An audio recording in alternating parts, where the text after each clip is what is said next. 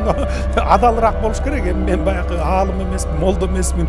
Бирок эми казинодон да алышыбыз керек. Бул жерде миллиард сомдор келет. Кайра айтып атасыз, Таиландда, Филиппинде, баланчыда 400 миллиондон пайда табат экен деп. Ошол пайда таап аткан мамлекеттерди жараткан тарабынан жазалап миллиарддаган долларга чыгашага келтирип атат. Суу басып атат. Жер титиреп жок кылып атат баарын. Ошондой болгон арамдык бар жерде эч качан береке болбойт. Алардын тапкан акчасын эсептебеңиз. Алардын жаратылыштан тарткан чыгашасын эсептеп көрүңүз. Кумардын түбү чыр деп айтып келет кыргыз илгертен баштап. Кумардын түбү чыр деп. Мына биздин ата бабаларыбыздын наркы салты ушундай болгон.